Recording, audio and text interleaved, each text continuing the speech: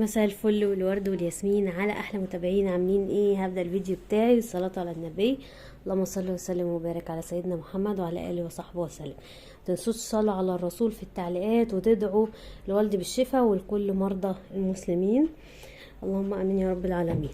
عاملين ايه بقى في الجو التكتكه اللي احنا فيه ده؟ يعني انا عن نفسي لابسه اتقل حاجه عندي. المهم جبت شويه خضار كده، قلت ابدا بيهم الفيديو بتاعي. بصوا انا للاسف يعني بسبب ظروف شغلي وظروف بتاع بابا دي ما بروحش السوق، فبضطر اجيب من جنب البيت، بيبقى مغلواني شويه بس بتبقى حاجته طازه. يعني بصوا الليمون تحفه، يعني انا بحب اجيب الاخضر ده عشان يقعد معاكي، فجبت نص كيلو ليمون. بس انا معرفش هو الليمون بسبب الشتاء غلي تاني ب30، فانا جبت نص كيلو ب15.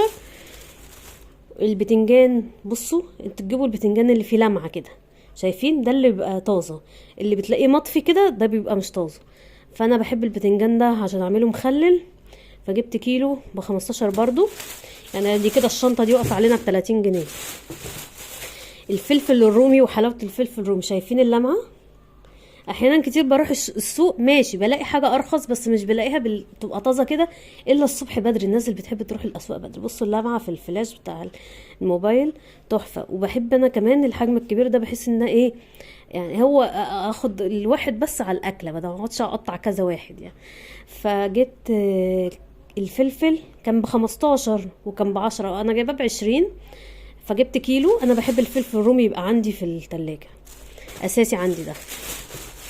فادي الكيس ده 30 جنيه وده 20، ادي كده 50 جنيه. جبت بطاطس. البطاطس اللي هي بيبقى فيها، بس دي من واحد تاني حتى تلاقوها. بصوا يعني انا عن نفسي ما جبتها ندمت، قلت مش هجيب حاجه طالما الحاجه غاليه، اجيب الطازه، مش ما اجيبش دبلانه قوي كده. ام ورده حمرا دي بتبقى المفروض انها بتاعت قلي. فدول 2 كيلو بطاطس ب20، يعني ادي كده 40 جنيه. دي كانت شروه كده عند الراجل، اخر حبه بسله. انا لسه واكله بسله بس انا بحبها الصراحه، خاصه لو طازه بتبقى طعمها احلى من المجمده. دول كيلو الا ربع تقريبا ب30 حاجه كده تقريبا يعني. فقلت كمان نسيت اجيب جزر عشان افرزه معاه. طبعا دي ما بتتفرزش كده، بنديلها غلوه كده على النار ويتقطع مع البطاطس برضو، ياخد غلوه واحده على النار. بس ده الحاجات اللي انا جبتها للخضار. وعندي الحمد لله طماطم رخصت يا جماعه، جيبوها وفرزوها اليومين دول. وعندي بصل. اهم حاجه الثلاثه دول، بطاطس طماطم بصل. يلا كملوا بقى معايا الفيديو، ومتنسوش تحطوا لايك وتشجعوني باحلى تعليق زيكم. بصور لكم بقى النهارده من مطبخ مامو. فاخيرا في خبر حلو، يعني ان بابا هيخرج ان شاء الله من المستشفى. انا النهارده بصراحه ما رحتش الشغل، كنت تعبانه مش قادره، ويصادف ان جالنا خبر ان هو ايه هيخرج باذن الله. فلقيت ماما محضره لي الحاجه دي. دي شوربه خضار جاهزه، عامله شوربه خضار بس عايزه تسلي الاول، استنى لما اعمل شوربه. وبصوا ده لسان عصفور، وحطيت عليه حته سمنه وحبه زيت واحمرهم واسيبهم.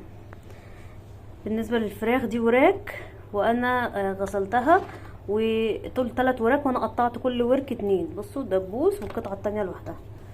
الميه هي غليت معايا، حطيت فيها بصل وفلفل رومي وحبهان ولورا، وهبتدي ان انا اضيف. يا رب الحله صغننه ولا ايه؟ يا نهار ابيض، حله صغيره، عايزين نكبر الحله شويه. بصوا بقى كبرت الحله شويه، حطينا في الحله الاكبر. بصوا خدت بزياده كمان، يعني ممكن ازود ميه بس انا مش هزود ميه عشان ايه ما يفورش على البوتاجاز. اغطيها كده واسيبها لغايه ما تستوي عشان هاخد الشوربه ونعمل بيها شوربه الخضار. بس حمرت لسان عصفور اهو بقى ذهبي وحلو، والفراخ اهي خدت غلوه. هبتدي ان انا اخد الشوربه واحطها على الخضار. بصوا انا حاطه مصفى عشان اصفي منها اي حاجه. شايفين كده حاسه انها اتسلقت. بصوا اتسلقت اهي. هبدا دلوقتي ان انا اضيف لسان العصفور، ونبتدي ان احنا نقلب، وهديله غلوه واحده بس. بصوا هو مش باين دلوقتي عشان لسه ما استويش، غلوه واحده بس واطفي عليه، وكده الشوربه بتاعتنا تبقى جاهزه. بالنسبه للفراخ بتاعي قربت تمام.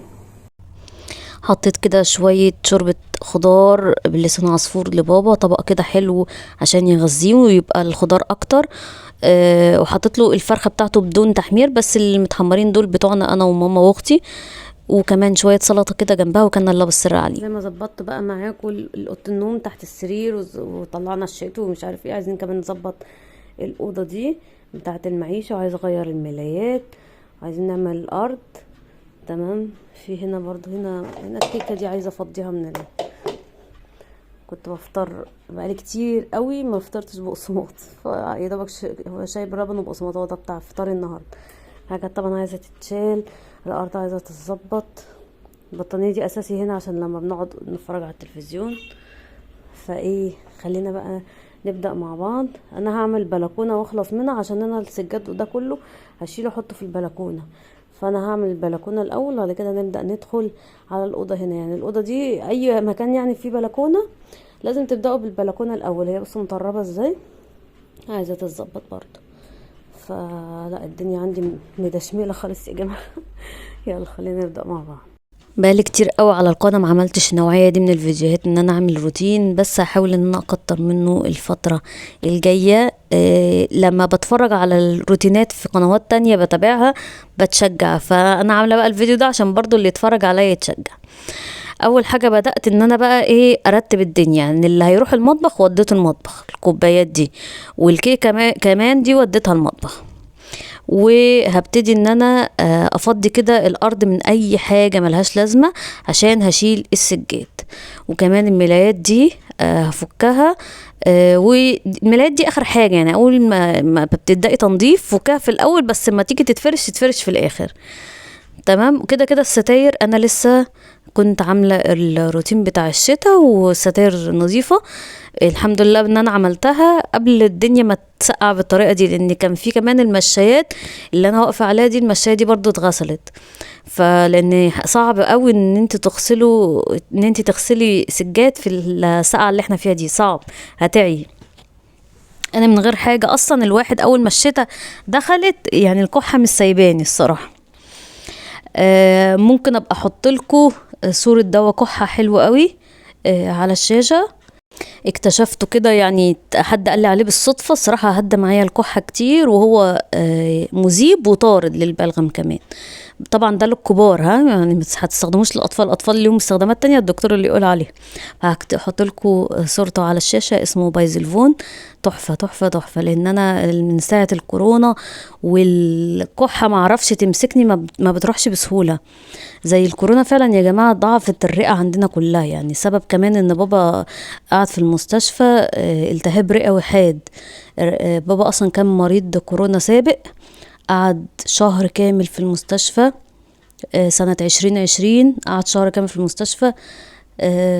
كان ساعتها يصادف انه شهر رمضان، قعد شهر كامل هناك، فالرئة عنده ضعفت. حتى احنا قلنا له بعد كده ما تخرجش في حتة الا لما لازم تلبس كمامة. فبجد اي حد كان مريض كورونا سابق، وخاصة كمان الناس اللي سنها كبير، الناس اللي عدت 60 سنة، والله الافضل ما يخرجوش من البيت بجد، يخرجوا في اماكن ما فيهاش زحمه، ما فيهاش نفس كتير كده، فاهمني؟ ممكن يلقط عدوى من اي حد، خاصه الجو دلوقتي بنخرج من البيت دافي، والجو بره بيبقى الهواء ساقع، فبيلبس برد على طول. فربنا يشفي الجميع. والله انا شايفين السجاده دي يا جماعه، انا ندمت اشد ندم اللي انا جبتها. دي السجاده النساجون الشرقيون، دي هاند ميد، وكانت غالية جدا، يعني ايام الرخص دي كانت ب1000 جنيه لوحدها. فلا تقيلة جدا، تهمة. انا مش هحطها هنا تاني، هحط حاجة مكانها. تقيلة وتهمة، غسلها صعب. واصلا بينبهوا عشان هي هاند ميد وصوف، ما مفروض انها ما تتغسلش كده بالطريقة العادية، تتغسل تنظيف جاف.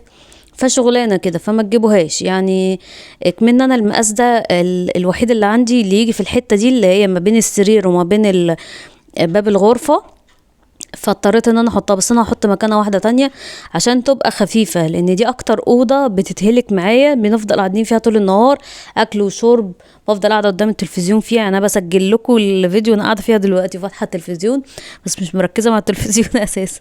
فالمهم ان لا، السجاد الجديد، دي سجاده كانت عندي يعني بقالها كذا سنه. السجاد الجديد الميزه بتاعته بقى ان هو خفيف وحلو وعملي، بس ما تجيبوش الفواتح بقى. هبدأ بقى بعد ما كنست يا شباب، عشان نرجع بقى للفيديو. انا حاطه منظف طبعا اللي هو مرغي كده في الميه، واللي انا بحطه ده معطر، تمام، معطر الارضيات اللي هو بتاع فريده. ممكن انا بحط لكم صورته على الشاشه. فنبتدي كده ندي مسحه للغرفه، ندي مسحه كده على السريع. برضو الغرفه دي كانت معموله تحتها برضو لما طلعت الشتوى، وعملت تحت السرير، تحت السرير نظيف. بص، هو تحت السرير من الموسم للموسم بيتعمل وبتلاقي فيه تراب، يعني ما بتلاقيش فيه كتير، بس التراب هنا اكتر كمان من عندي في غرفة النوم، لان القعدة كلها هنا، ودايما البلكونة دي انا فاتحاها ان يعتبر مصدر تهوية، لان عندي بلكونة تانية في الصالة هي نفس البلكونة دي بس ليها بابين، ما بفتحهاش خالص، بتطرب لي الصالة جامد جدا. عايزه اقول لكم كمان، نفسي اجيب الموب بتاع الخلود ده، اللي هو نازل جديد، اليوتيوبر كلهم بيستخدموه، بدأ احسن من دي الصراحه، احسن من دي كتير، والتاني ميكرو فايبر وكده. فربنا يكرم، لان هو غالي، يعني ايام الرخص كان ب 900 جنيه تقريبا الخلود الاصلي، ومعاه الغيار الموب بتاعه تقريبا تلات وحدات، بيبقى كده غيار مربع. فربنا يكرم، يعني في الخطة المستقبلية نفسي اجيبه الصراحة، هيفرق معايا جامد في التنظيف. بص، الدنيا عندي سهلة خالص، يعني بما ان مفيش اطفال فمفيش هلك كتير. بس خلصنا كده مسح الغرفة، اصلا صغيرة، ما في يعني تفاصيلها كتير، بس هي ما فيهاش حاجات كتير. خلصنا كنس ومسح، نبتدي بقى مرحلة ايه؟ التلميع.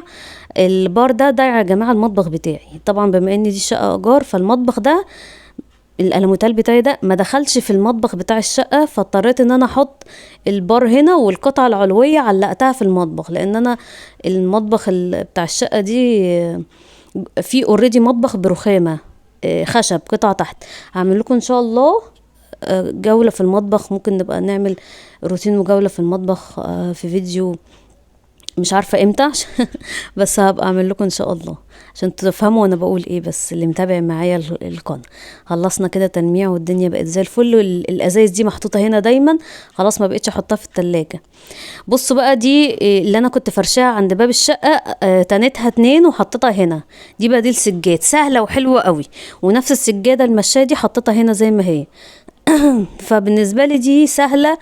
على فكرة بديل السجاد ده يا جماعة اختراع هايل هايل بجد، سهل التنظيف وسهل يتغسل في البيت وبينشف هاوية منظره حلو، اشكاله حلوة جدا. فبجد شابوه اللي اخترعه بجد، واسعاره طبعا افضل كتير من السجاد العادي. هنحط كده ترابيزه الاكل بتاعتنا، دي انا اصلا كنت جايباها للبلكونه وما دخلتش في البلكونه، فخلاص دي السفره الصغننه بتاعتنا. اكياس الخداديات بتاعه الكراسي دي برضو كنت نسيت اشيلها، هشيلها عشان تتغسل مع الباقي، وندي تلميعه كده للترابيزه. دي على فكره دي بتتلمع قبل وبعد الاكل، يعني بتتلمع كتير قوي عندي. وهلمع كمان الترابيزه دي اللي انا حطاها جنب السرير، يعني اكنه زي كومودينو صغير. الترابيزات دول طقم 3 كده، على فكره يا جماعه الطقم ال3 دول لازم يبقى موجود عند اي واحده، بينفع والله بينفع. دول خشب، نازل منهم دلوقتي الحديد، ونازل منهم حاجات متطوره اكتر، يعني عايزه بس ابقى اجيب لها ازاز. بس كده، وهبتدي ان انا افرش الكنبه اللي هي دي، خلاص كده فرشناها، ما حبيتش انا اطول عليكم الفيديو. وادي كمان السرير، بحب انا الحركه دي بحب الحركه دي قوي اهو كده، خلاص فرشناه. بس كده، ايه رايكم بقى في الجمال ده؟ احلى لحظه بقى بعد الفرش، شايفين الدنيا راقت، الملايات لما اتحطت كده غيرت المنظر خالص. انا بحب قوي قوي زي ما قلت لكم ملايات الكراهات دي ما بتبطلش ابدا. دي الكنبه اهي، وادي السرير خلصناه، البطانيه دي عشان اللي عايز يقعد قدام التلفزيون. هنا جزامه لسه ما خلصتش بره، بس الدنيا بره مكركبه بس دي الترابيزه اللي احنا بناكل عليها، والبار ده خلاص برضو خلصته. نبتدي بقى ان احنا نرش. عندي ده، بس انا مش حاطه فيه ريحه خوخ، حاطه فيه ريحه حاجه تانية. نرش بقى الدنيا دي كده، يا رب ما كحش، بس كحه مبهدلاني. ايه رايكم بقى؟ طفينا ده نور البلكونه، وكمان الشباك ده بينور حلو قوي. انا على فكره دول انا ما نضفتهمش لان انا عاملاهم من قريب، مفهومش تراب قوي. البلكونه طبعا اتكنست واتمسحت برضو وبقت زي الفل. بصوا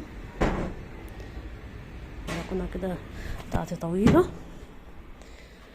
بس كده نبقى خلصنا. يا رب الفيديو النهارده يكون عجبكم. ان شاء الله بشوفكم في فيديو جديد، ومتنسوش تدعموني باللايك والشير والسبسكرايب، واي استفسار او تعليق اكتبوا لي تحت في التعليقات. السلام عليكم.